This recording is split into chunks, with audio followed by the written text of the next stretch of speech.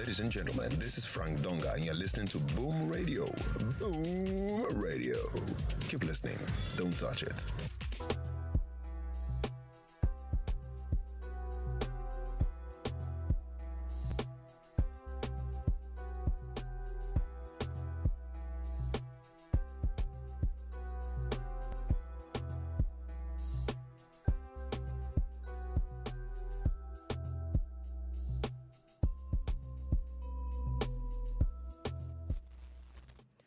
Good morning, good afternoon, good evening. It is Boomba right here on your Boom Radio NG. My name is Dolupo, and I bid you a warm welcome to the bar today. How has the weekend been? It has been something, and we're definitely here to give you all the gist about everything that has happened over the weekend and things that are happening right here. If you're just joining us for the very first time, welcome, welcome, and welcome. Now, we're going to be going into today's show with me, Shola Rogers, but we're going to be talking about a lot of things. President Tinubu is in the news. Lagos State has decided to seal a few churches and a few places. Basically, President Biden pardons his son as, going concern before he leaves. And Simon Ekpa obviously has been denied bail. If you will give you details of that and a lot of other things to come. So sit back, relax, and let us enjoy the show today. Now, starting with, like I said, I'm in the studio with no other than Shola Rogers. Good morning, good afternoon, good evening. Welcome to the Boom Bar. It's going to be interesting. If you're just joining us, we bid you a warm welcome. But if you've been here for a while, thank you. A big shout out to all the people who are listening on boomradiong.com and the people watching on Facebook and YouTube. Okay, so we're getting straight into it. So first things first, for people that need to know base, President Tinubu has left France and should be in South Africa by now if he's not there yet. He's not coming to Nigeria yet. He seemed to have a very full trip in France, but there is a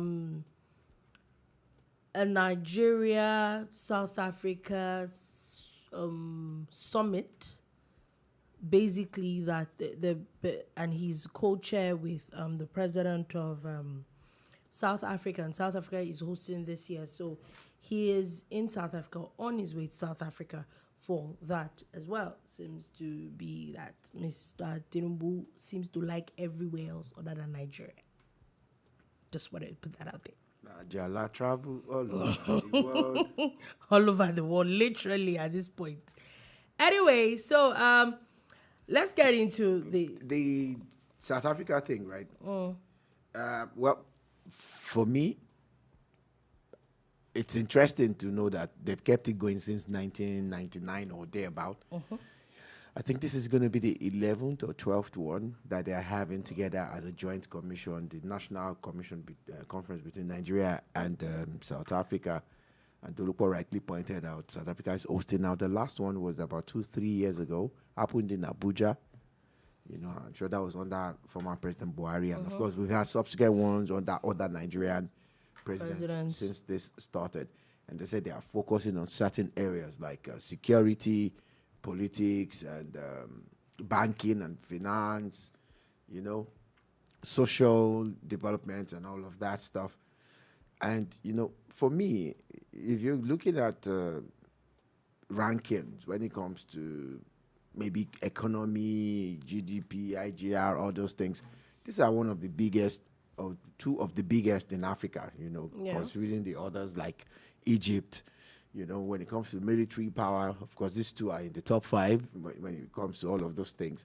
And it would be nice if we could actually be more serious about these collaborations with South Africa, where we could actually help each other in places where the South Africans would require something from Nigeria and vice versa.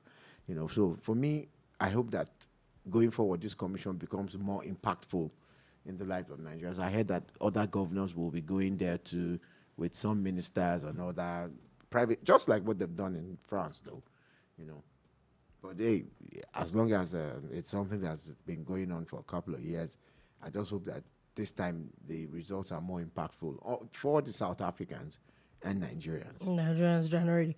Okay, now let's move on from that. But before we leave the issue of President Tinubu, there's a statement that has been made. However, this was made in Nigeria over the weekend. This was made at the convocation of the Federal University of Technology, Akure. So, yeah, he was invited, but he was represented by the Vice Chancellor of University of Ilorin.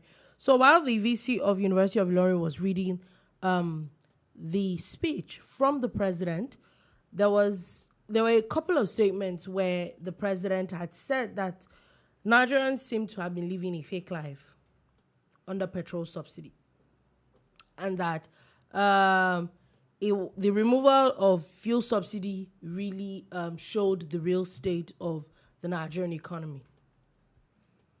Would we say that that's totally true? So you either believe or you don't. You either agree or you don't. You get. If it comes to, this thing's happened again. So basically, like we said, I would say that there are a couple of things that I would say happened. Maybe it could be true in some instances.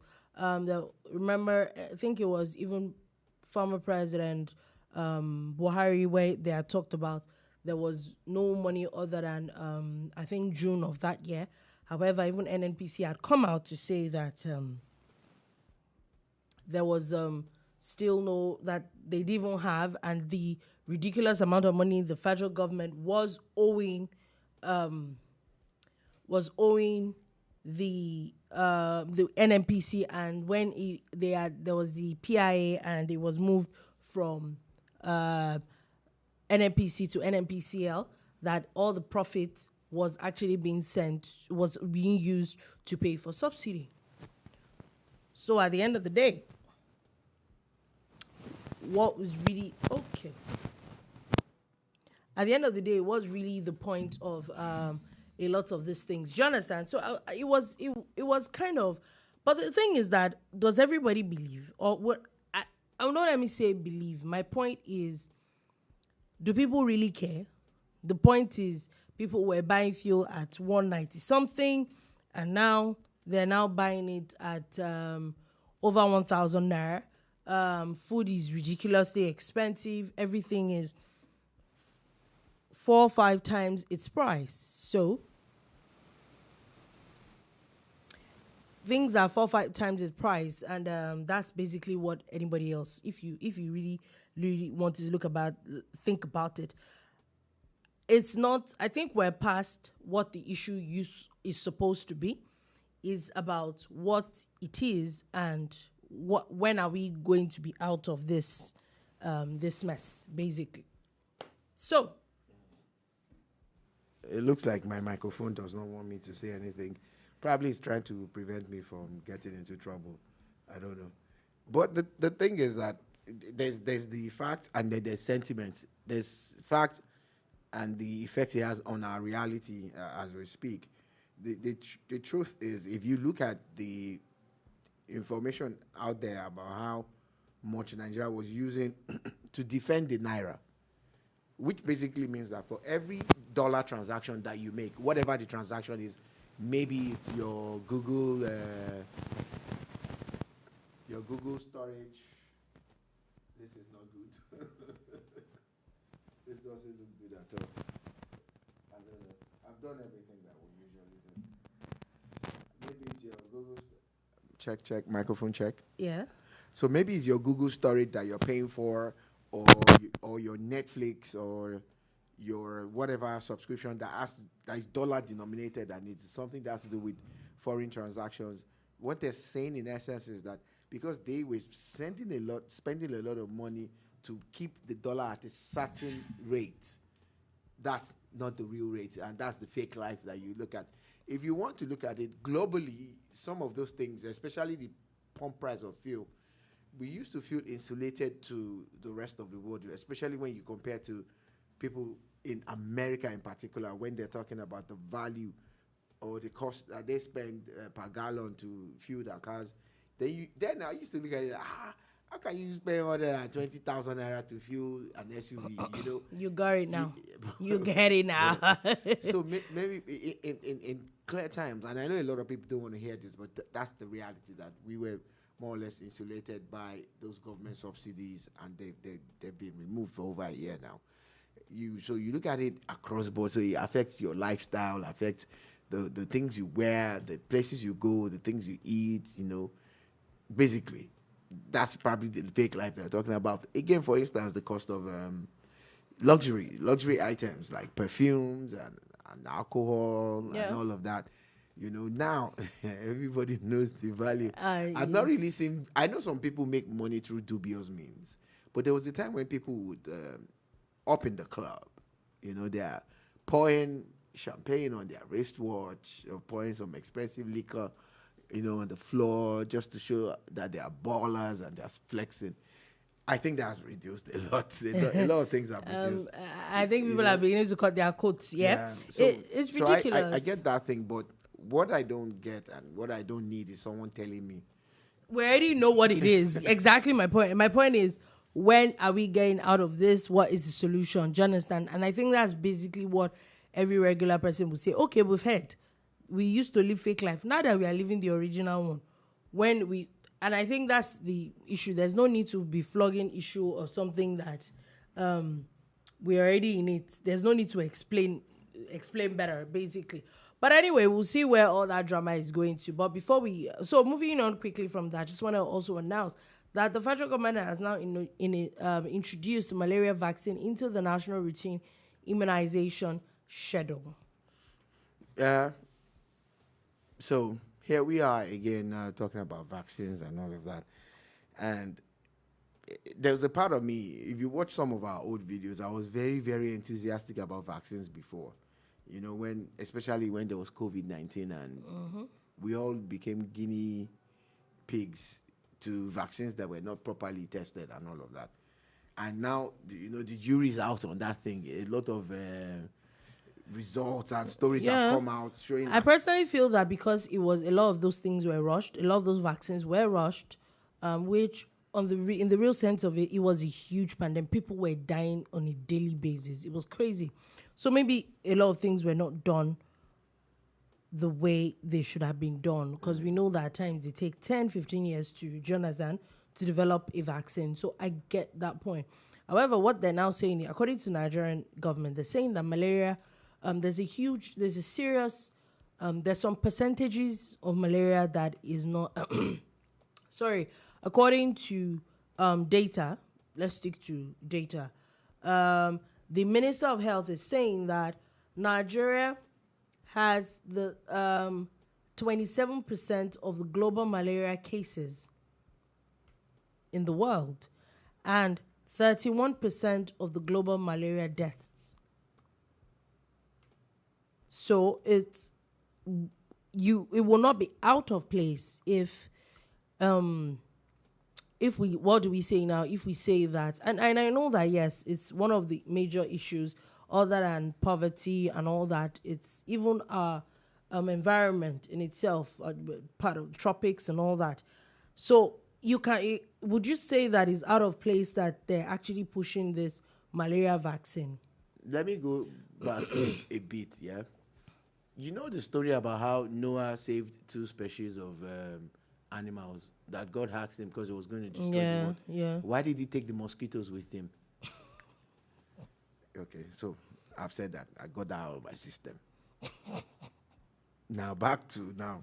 Because really and I'm not at home. But you already laughed, so I'm okay. I don't know what you're talking about. But it's okay. Animals were being saved, and you had to take 2 samples of mosquitoes. You couldn't have left those ones to be washed away with some snakes or all the snakes, and rats. So here we are now, on the verge of these ones. Apparently, they've been properly tested and everything, and they're going to be added to children.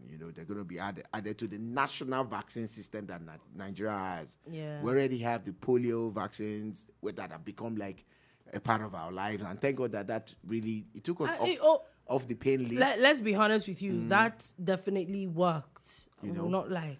So it's done that for us. It was pain before, but I think it's pie now because Nigeria is not really on that polio list anymore. Abi? Polio. Yeah, I think so. Yeah, it's Pakistan, Afghanistan, India, and Nigeria, right? Pain. That was what it was called. The countries that had polio. Abi? Yes. But it's no longer pain. The pain is gone. So I am happy that we were prioritized in getting this. I think it also has to do with the relationship that the current minister enjoys with the manufacturers of the vaccine, knowing that he was a top guy, in that sector and could have actually become like their MD or the main guy, but he decided to come serve Nigeria. He's one of the party, that's his name. He's one of the people that I'm actually looking forward to hearing great things about in this government that he has joined to work with. Hopefully, this vaccine would also help us reduce drastically, if not eradicate or eliminate, the numbers are not good, and that's the truth. Yeah, it is said that the world loses over $1 billion to malaria alone. The funny thing is, now the question for me is, and I think that maybe this should start from a lot of underprivileged areas, a lot of riverine areas where, okay, take for example Lagos, and this is not even a shade or anything. Children living in places like Makoko, do you understand? That live like by water, and they probably should get the vaccines first. And I'm not saying that. I'm thankful, and that's the honest truth. Would I take a malaria vaccine now?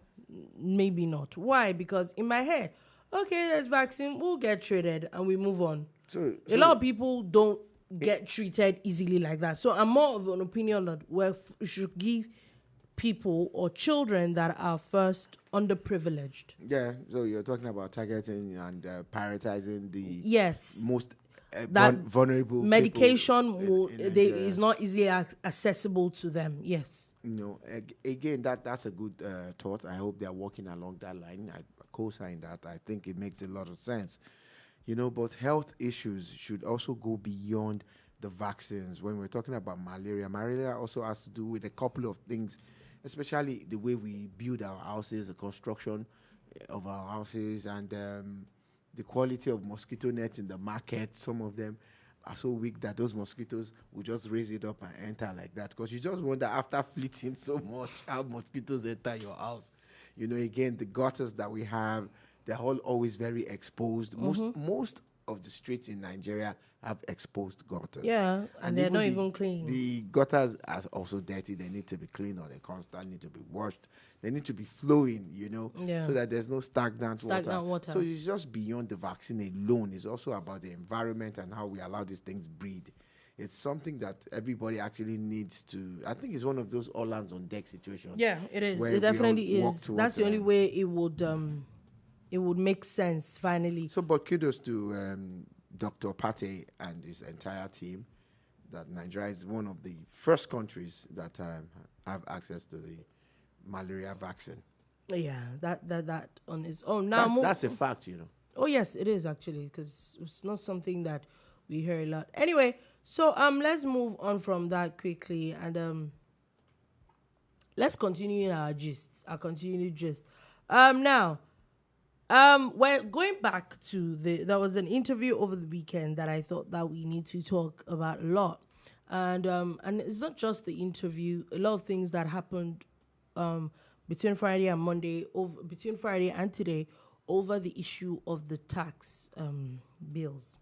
Now, looks like the North is not having it easy. First things first, we know that it had passed second reading in the House, in the Senate.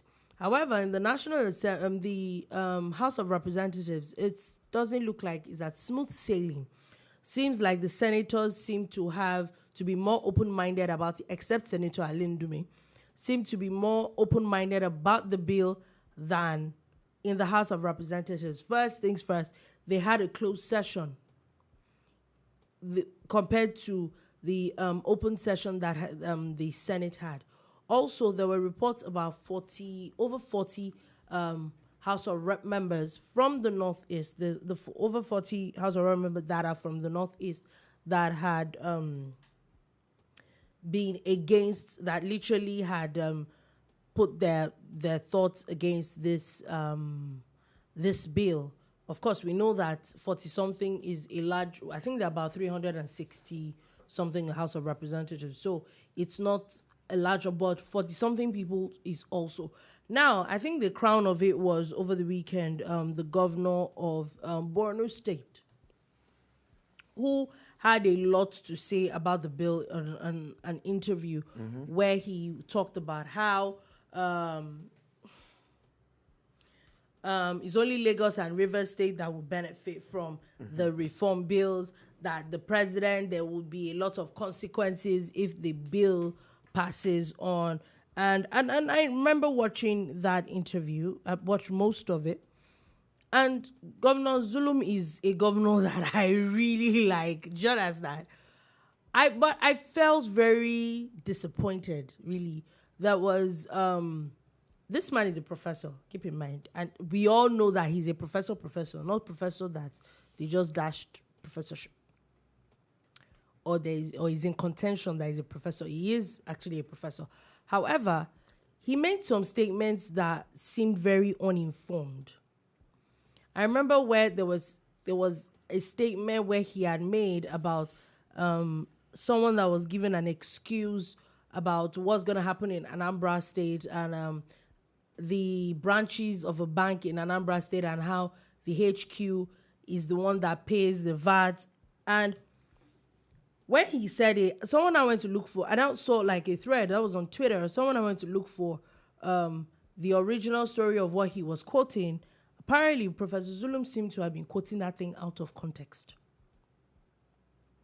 And a lot of other things that he said. Obviously, the bill does not sit well with them.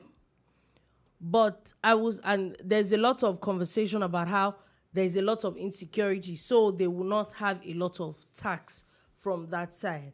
But doesn't it continually show the amount of, what do we say, lackadaisical attitude that governors want to continue to live in? Is it okay to just, so it's okay that status quo? Someone explained, okay, so I saw a report of the amount of tax of the last month, the FAAC, the amount of tax and IGR that was generated for each state, and how much was now divided to each state. And I'm like, okay, how fair is this to everybody else? Yes, I get it that there's some states that would make more money automatically. However, if we also look at it in depth, or my own understanding of it, if we follow this tax reform bill, states like Lagos State will lose out. They won't have as much as they used to have before. So what's the noise? I think it's more political than any other thing. It's not even about governance here.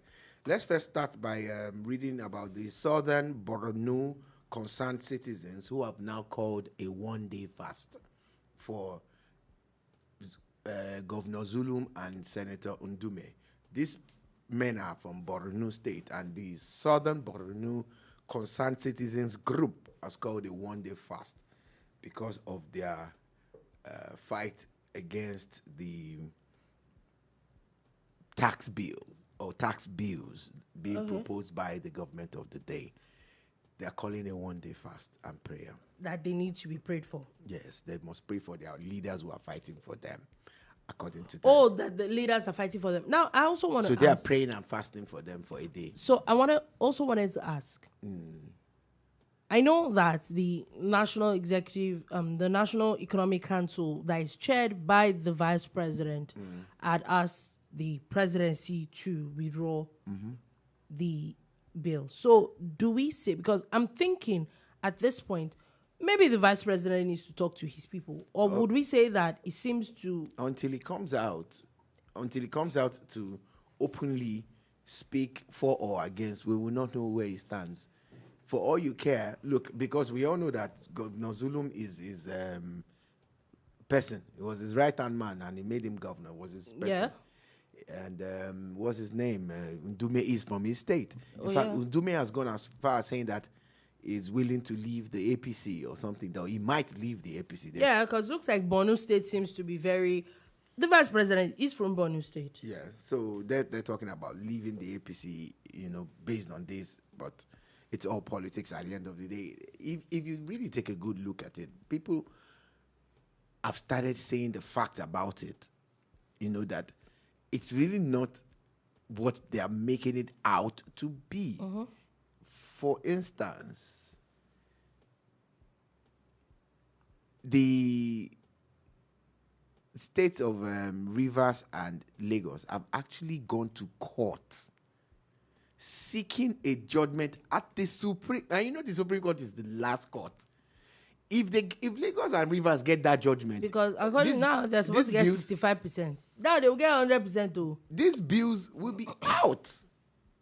And this is what they don't get, that even with the court case that Rivers has and Lagos against, the way things have been done with these taxes, if they make that a state tax and they take it from the federal government and it becomes a state tax, then you don't even have any negotiation. You don't have any percentage in some aspects of this. It just becomes their thing.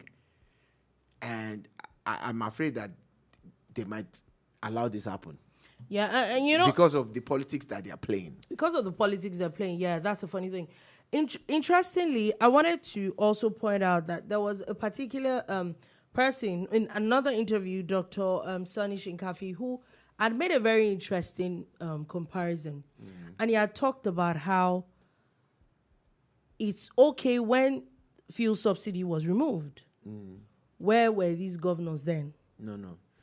They will not talk because... When the electricity subsidy was removed and you were getting paid... They will not talk because... There was an increase in FCCPC allocation. Allocations went There up. was no complaint. There was no complaint from governors. Now, when things now need to be done and there needs to be a change... Equitably. Yeah, then you now have a problem with it. So if you have a problem with this one now, why not let's go back to status quo? So the funny thing again is that statistically, at least according to the taxman... Yeah. He actually said that it's erroneous to think that consumption is low in the north. Yeah. It's actually very high. Statistically, they really shouldn't have anything to fear when it comes, because consumption, some of these things are driven by consumption, especially VAT. Now, beyond that, one of the craziest things you hear is how in a particular month, Bayelsa, as small as Bayelsa is, contributed over 7 billion and gets 5 billion awarded to it. Where's the sense? Make it make sense. It really doesn't make any sense. It doesn't. If you look at like Imo now, the contributions from Imo are so abysmal. So you look at it and say, okay, it's really not about region or anything. It's just about equity. And do you know that it's not the entire 100% that is under this discussion now? There's the derivation aspect of it and all of that. It's broken into 3 different parts. And I don't know why we have to make so much noise about this thing. I think that it's actually fair that even the federal government is willing to take a hit on its own part. And let go of a certain percentage of what it's supposed to accrue to it. I think Nigerian governors really need to wake up and stop all this politics and let the people... Everything is about politics. The truth is we're not generating enough taxes in Nigeria. And it's not about increasing taxes. It's about increasing the number of people who pay the taxes, as in for more people to willingly and gladly pay some of these taxes. And that some people will never pay it. And the way they pay taxes through these VATs and everything. Because the funny thing is that you hear all these things, and this is a bill that will see a lot of Nigerians not actually pay some taxes that they've already been paying before. I like the idea of the payee, the PAYE tax that says that if you are earning less than 1 million, right, you don't pay. I like that. My fear is that some of the big corporations would pass some of the taxes to the people. At least that part should be regulated and monitored properly. The part that people, and actually, there are people who earn about 100 million a month in this country. Money deal. Money deal. Do you understand? I'm like, so and they're going to be you're looking at it from the amount of money you are making. They're going to be not looking 25% You're of not their income. looking at it from the angle where your citizens get to have some bit of respite. It's just ridiculous. At the end of the day, it's going to balance itself out if only the governors, especially the Borno.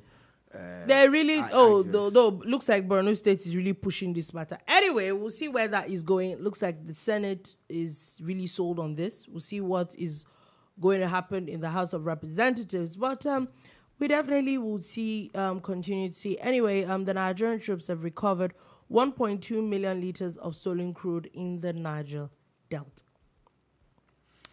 Yeah, 1.2.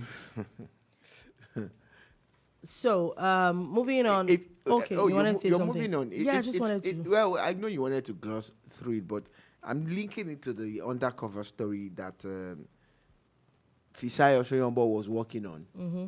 And, it's still happening. You wonder how they tell you that, they really curtailed it or they stopped it. But they're still there. People are still stealing crude oil. People are still busting the pipelines and all of that. How are the other countries doing it that they are able to stop or completely prevent this thing from happening? Because if we don't ramp up enough production, there's no way Nigeria is going to get out of the doldrums that we're finding ourselves in the moment. Like, really and truly, there are a lot of things that's wrong. So I use that word loosely. Yeah. Now, moving on quickly from that, the Central Bank of Nigeria has today actually launched the new website. So they always had a website anyway. But they're talking about the newly redesigned website. That's www.cbn.gov.ng. It's operational from today. It said that there's a lot of new content on it.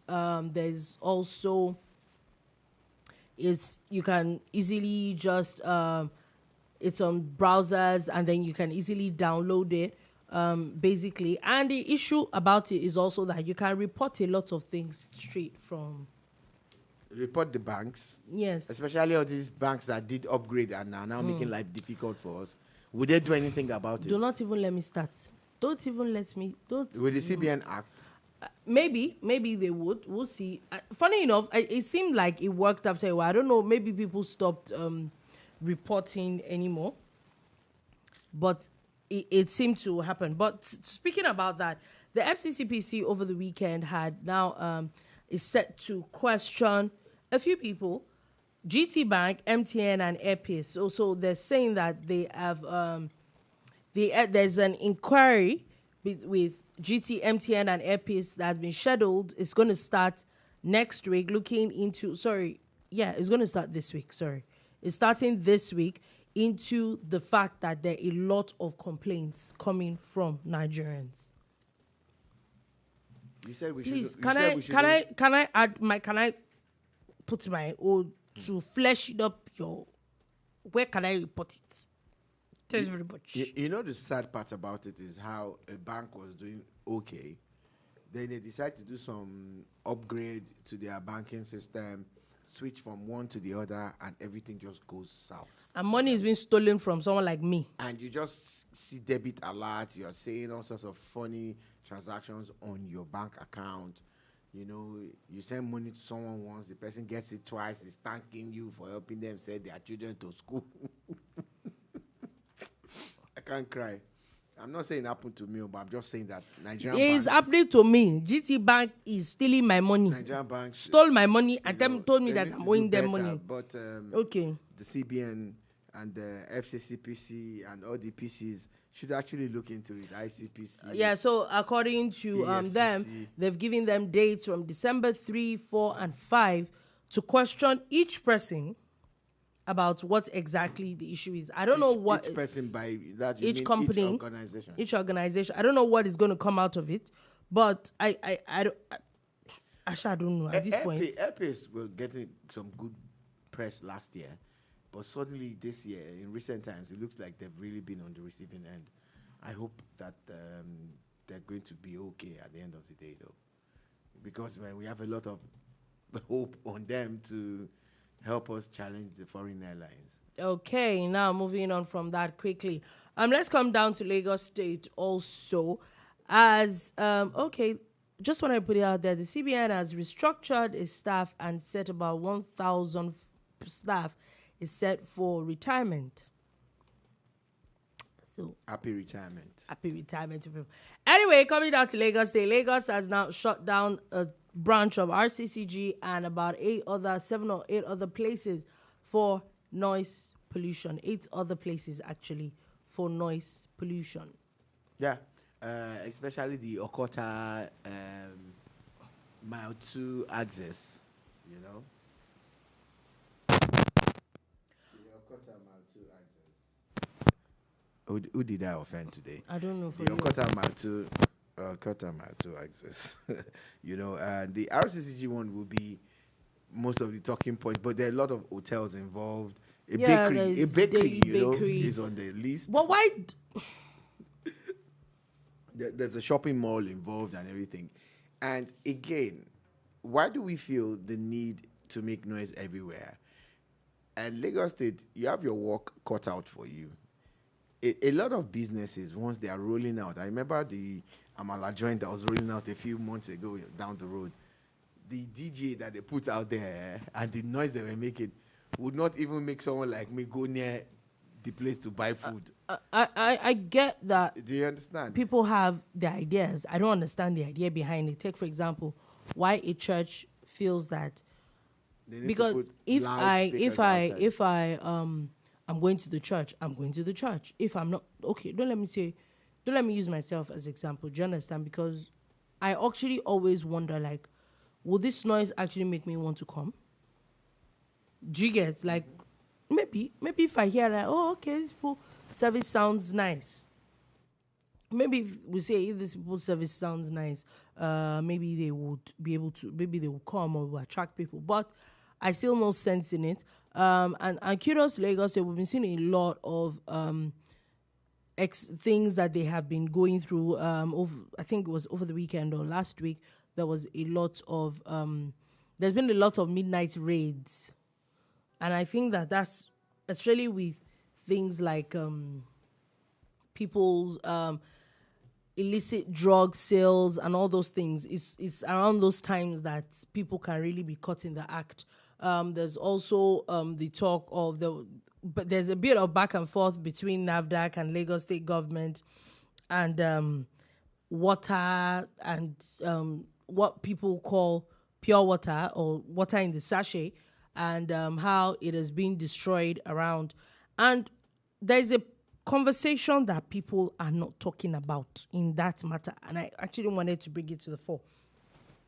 Okay, sorry. Please could you rearrange that? Anyway, so the conversation is that there are videos all over the place that says that people are doing a couple of things, and or let me say, there's a video there are videos where these pure waters are being destroyed. Now, a lot of people came out to say that it's because Lagos State is planning to destroy, is planning to not have sachet water again, and by January is going to get banned.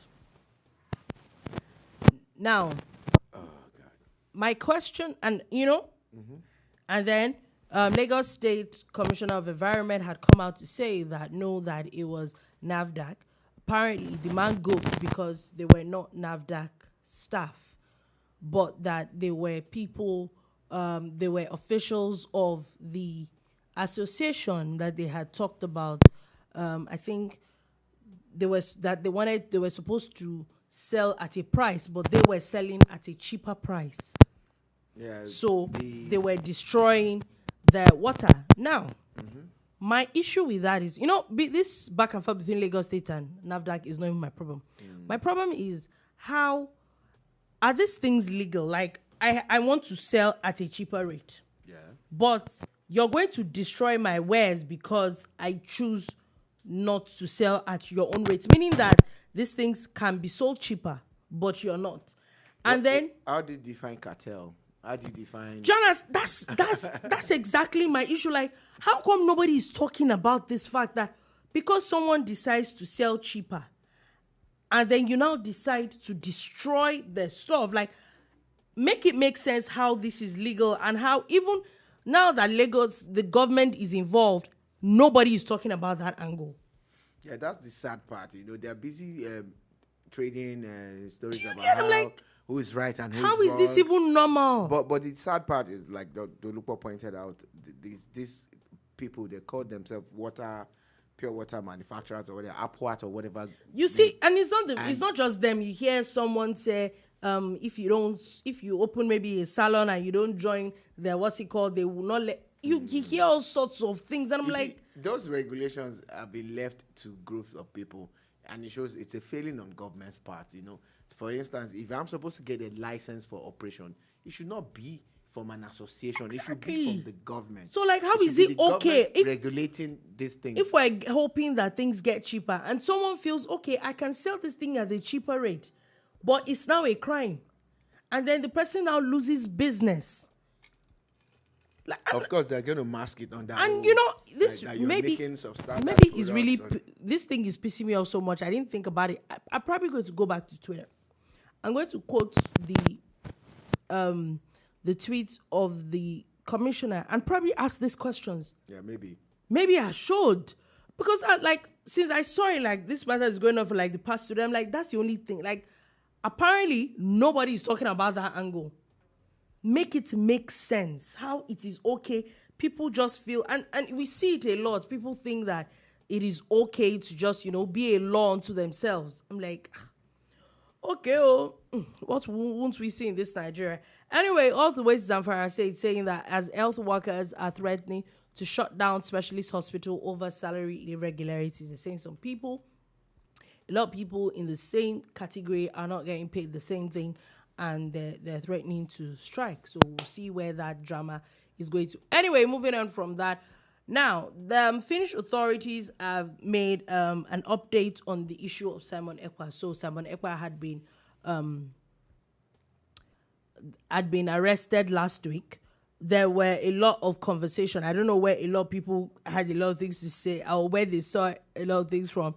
There were talks about how he had said that he is not the prime minister of Biafra, that those videos that he made were just skits. However, there are videos out there I think the new de facto prime minister is talking about how they are going to destroy Nigeria and blah, blah, blah. I'm like, okay, are we still on this skit matter? Or some people feel that because one person got arrested, the rest will not get arrested.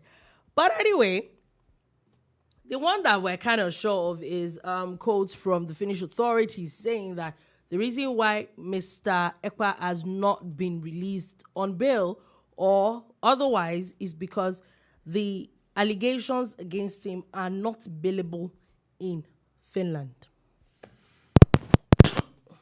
According to Finnish law, Mr. Ekpa is not going to be bailed. So it looks like he's going to have his day in court. That's what it's looking like. But as a follow-up to that, the most interesting thing happened a couple of hours ago, or should I say a couple of days ago, when a video emerged of a conference, like a hall packed with people who have now declared a new country with over 40 states. And some of the states include... Oh, the whole of South. Some of the states include places like Edo State, some parts of Kogi State, some parts of Benue State, the entire Southeast region, and the entire South region. So it's one thing, yeah? And I think this is the height of... I'm trying to look for a nice word, but something that captures the whole point. So this is, I won't call it foolhardy. I think this is the height of delusion. The United States of Biafra. And why I said so is... in a foreign land, then in Finland, in a place called Lahti or so. Is one thing, yeah, to want secession, yeah? Mm-hmm. It's another thing to be doing it in another country. Okay. It's another thing, yeah. When you hear Biafra or IPOB, it's in the Southeast. Now, even the people in the Southeast, which as news that like a lot of these issues have now been coming, and they're saying that there are a lot of people, that have been caught up with the Southeast region that are really not Igbos, which, if I'm correct, Biafra is really about the Igbo people, yeah? It's the same way. Take, for example, states, there are places like Kwara that are, according to Nigeria, northerners are not really northerners, yeah? They're actually Yorubas, or there are places in Kogi states that are basically those kind of things. Or a lot of people in the North Central that are not even Yorubas, they're not northerners, but they're just on, like, they have their own ethnic group. Do you understand? Now, it's another thing to want to, let's even say, okay, the Southeast there, people can take the whole thing. Appropriate people that don't even want to be. You can say that maybe there's a large chunk of people in the Southeast that want to be part of Biafra. It's another thing to carry South-South. Do you understand? That, to the best of my knowledge, I'm not sure there is one South-South state that there is like a large chunk of, would I say, IPOB, or, because I remember that kind of thing wanted to start in Rivers State with the former governor, Nyesom Wike, and the man shut it down like it was Jonathan. Yeah, but there are people in Delta State who always, some people. Yeah, but recently a senator was even talking about creating an Igbo state out of Delta State. I get the point. I'm just saying that the way you hear a lot about IPOB and Biafra in the Southeast, it's not as prominent in the South-South. When you hear Biafra, it's South-South does not pop in your head. Now, you are talking about how Benue and Kogi, that is in the North Central, who everybody has their own issues. You are not appropriating those ones. That's why I'm saying, like, how do you appropriate people that don't even want to be part of you? Well, according and you're to not even in statements Nigeria. made by Simon Ekpa before he was arrested, he went on about how December 1st, right? Or December 2nd was supposed to be the official declaration of Biafra, and they've gone ahead to do it without him being physically present. So that negates any story of if indeed he denied being, the one that is leading this charge for the Biafran state.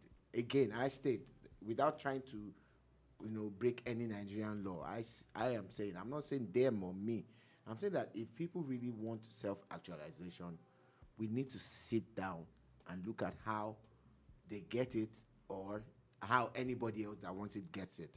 If it's not working as one, then maybe we need to look at a decentralized government or something that just makes the bulk of the people happy. So if the bulk of the southeastern part of Nigeria really want Biafra, I think it's time to really listen to them. I'm not saying that the way Simon Ekpa is going about it is the right way or the sensible way. I'm just saying that the Igbo elite in the house, in politics generally, in business, they need to have a sit down with their people and say, is this what we really want? Then please go ahead and look for a way to actualize it. But again, trying to annex other regions and other people's land is not going to work for you. Anyway, just a bit of advice. Just wanted to also put it out there. U.S. President on Sunday has issued an official pardon for his son, who had been facing 2 criminal charges. Yeah. And why this is very interesting is because the talks of how earlier he had actually officially talked about how he was not going to interfere in this matter. Yes, it's a sad situation for me as an observer, but I don't know what the Americans are going to come to in their own conclusions. But you see, when Donald Trump was leaving the first term, he did something similar to this, and people were saying, "No, this is wrong," and all of that. And I'm sure he's not the only one that's done it in the past. On both sides of the American political divide, it looks like a system that they adopt now, like pardoning their people. His own son is facing 2, like Dolupo said. One has to do with gun charges, right? Mm-hmm. The other one has to do with taxes, like the irregularities in his taxes over a certain period. And you know what happens? If he's found guilty of the 2, he could actually serve as much as 20-something years in prison. Yeah. And the other one, 17 years or thereabouts. But he can run concurrently if he is found guilty. Mm-hmm. But now this pardon is a full pardon and So goes that's the as end. far back as 10 years back and all of that. So he's more or less off the hook, even if I think he had pleaded guilty to one of them or something. No, everything is So, the slate is wiped clean. It's for me the sad angle to politics that you see let me just ask a question. What is nepotism? Like, can someone define it? Because I probably don't understand English very well. Maybe I don't. But what is nepotism? Because if you can define nepotism, maybe it will make it clearer for us to understand what is going on. What exactly it is. At times, we owed the U.S. high. They're supposed to be above board and all of that. And you look back and say, picture a South African president, granting a pardon to his own son. I'm sure the whole world will come. South African? Yeah. Nigerian, go. I chose South Africa for a reason. I was going to go round and say, picture a Kenyan president, granting a pardon to his own son. The whole world will go crazy about it and say, oh, he's wrong. But it's happening in America and everybody's quiet. Everywhere's picture a Nigerian president. I wasn't going to not mention Nigeria. I'm just saying that just cast your net as far as you can and look at where this would have happened and it would have looked funny. Picture Vladimir Putin granting a pardon to his son, or picture Xi Jinping or something. Do you understand what we're saying here? So you start to wonder, like, really what exactly is what this? are we doing? Anyway, Sha, moving on from that, let's go all the way to Belgium. Interesting news from Belgium as they've now granted sex workers health insurance, pension, sick days, and maternity leave. So first things first, in Belgium, it is sex work is actually decriminalized. So people could actually employ, they have like a business and they employ sex workers. So now what they're saying is that these employers are now supposed to provide some basic amenities as any other work, or like more like work benefits. This is 2024. Of course, these countries did not start decriminalizing sex work this year. It's happened a couple of years now. I know that also in the Netherlands, they have their red light districts that people actually visit, and there's no fear of being busted or anything. In fact, some of these countries or some of these regions have also started decriminalizing what we consider hard drugs in some parts of the rest of the world you get. So you look at the world and the future looks very scary. Like, okay, it's actually going to become something. But they will tell you that it reduces crime. They will tell you that, maybe there starts to When people have free hand. That rape goes down and people have access to drugs and it becomes less of a problem and all of that. I don't necessarily agree with these things. But it's actually interesting that... it's interesting, definitely. In some parts of the world, sex workers have insurance and off days and everything. Exactly. Now, moving on from that quickly, let's do a little bit of sports before we leave. Sadly, this, I think, happened in Guinea, where about 56 people were killed in stampede. So apparently at a football game, fans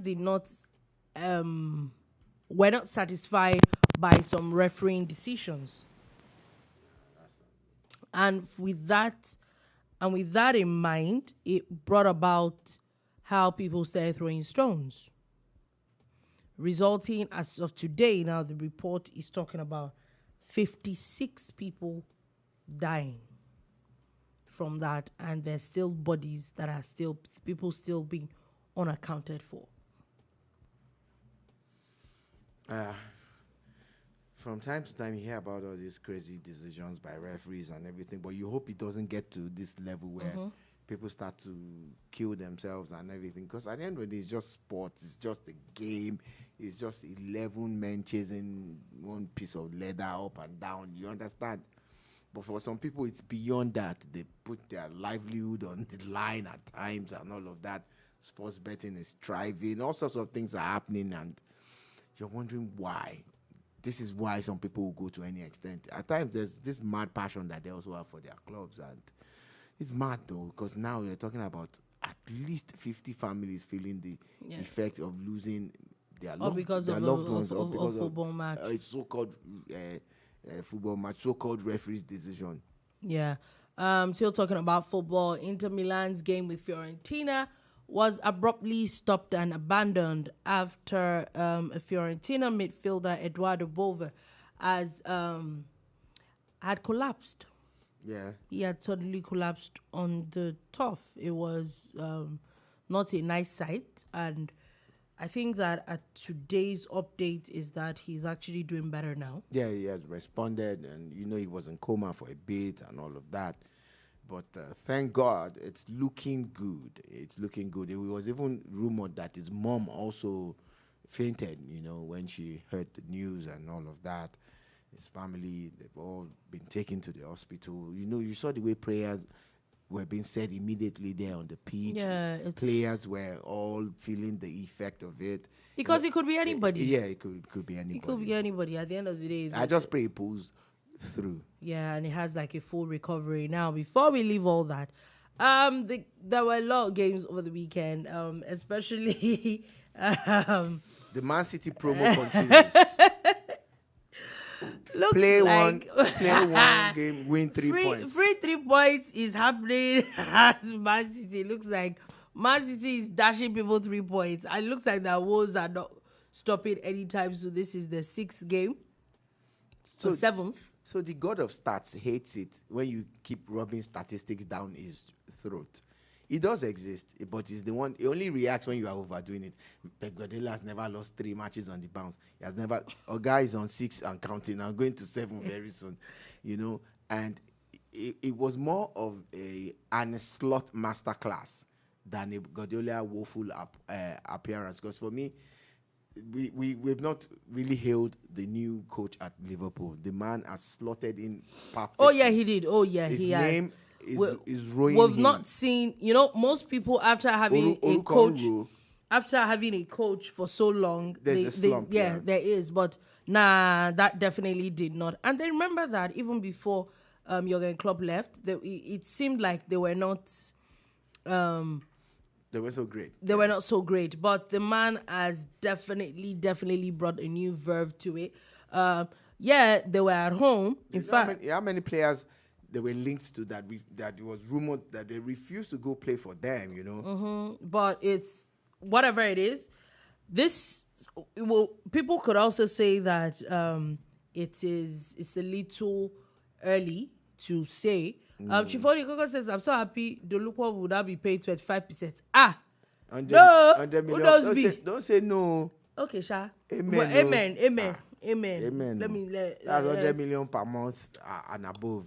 Amen. I get you, sir. Thanks. It's a good thing. It's a good paying. That means you be paying at least 300 million to the government every year. Oh wow. That's taxes. That's 300 million. Money, that's just small money. Okay, it's small money. Amen. Okay, I think he has another comment. Because what's wrong with Man City? As a Manchester United, I'm concerned. Is that bad? No, I don't think you are concerned. I think that you are rubbing it in. Let them suffer. That Guardiola that felt that he was a demigod. Let them bring him down to earth. The honest truth, I don't see Man City. I don't think that this slump will continue like this for the rest of the season. As long as they are suffering. But I don't see them pushing to be title contenders anymore. And we've not seen that in a long time. Liverpool are 9 points clear of Arsenal. And they are 11 points clear of City, right? Yeah. That's massive at this time of the season. I don't pity them at all. Arsenal are even lucky. Arsenal is going to be playing low-end side teams, Man United and the rest of them. They're all small teams that are... Yeah, I think, funny enough, I think it's even easier on Arsenal at the moment. They have good fixtures coming up. They have good... A lot of their difficult fixtures had been... they've been played already. Mm-hmm. So they probably would do better. But the honest truth is that Liverpool is the team to beat at the moment. There's nothing you can say about it. like I said, it's really early times because there's still a lot of games to be played. There's still a lot of things that can happen. Another team that I don't think people should also overlook at the moment now is Chelsea. Chelsea might not win the league, but if you are not careful, they would be spoilers. You must actually... I don't see Chelsea not entering top 4 this season. You must commend Maresca. You must commend him for the good work he has done in that team. You know, the fact that he was ready to tell some people to leave. I don't want to see you. I don't need you. Yeah. And he has paid off. Yeah. Do you understand? That's what I'm saying. So you might not be looking at it that, they might not win. But I don't see Chelsea not playing Champions League next season. Peterman says it will continue. The Lord has made a way for us. The Liverpool is to watch out. Our local. Oh, God. The honest truth is that, like he had said, Arsenal definitely had a slump for a few games, but looks like they seem to have gotten their groove back. Let Guardiola and City suffer. They seem to have gotten their groove back. We see United had a very beautiful game over the weekend. I think the game ended 4-0 with Everton. I think that the honest truth is that the form that Arsenal is in now is a very good test for Ruben Amorim. It's dangerous. It's a dangerous form. It's where we'll now see where his head is at, the kind of football they're playing. That Bukayo Saka, that boy. And this has nothing to do with anything. If you watch football, objectively, and you see that game or the last 2-3 games, there's been something that they just seem to can't just break through. So I think that it would be a very good test. It's going to be a good game for Arsenal. Man United is going to be a good game. Yes. You have Gabriels of this world, and they're on. And there's song. Yeah. Zexi finally scores 2 goals in one game after scoring one the first day. You know, Rashford is firing. Yeah. Now. So Saka is on fire. I see a lot of fire from that. Is Odegaarding. He's a good player. Yeah. Gabriel with his headers. I still do not understand why other teams allow that guy. And I'm say that they allow the guy. Why I'm saying so is it almost seems like there's a corner, but at this point now it seems to be very predictable. Do you understand? So why is the person once there's a corner is the person to not allow, just don't allow him lift his head? Do you understand? But anyway, it definitely seems like our prayers are with, or my prayers, don't let me bunch everybody because it doesn't look like some people are planning to allow them. But our prayers are with City suffer. Our prayers are with City. And I have a feeling that they're going to win their next game, and I'm not happy about it. Yeah, I think they would. I think it won't be too long, but they definitely have done a lot of that's really not helped them at this point. But on that note, that's all we'll be able to take today on the bar. Thank you for listening. They're playing Nottingham. They'll win. Okay. Why don't I get... Okay, he says, why don't I get notifications when you come on again? Okay. It's YouTube. I think that's YouTube. That's on YouTube. Doing balu. It has YouTube. We don't know, but we'll check again.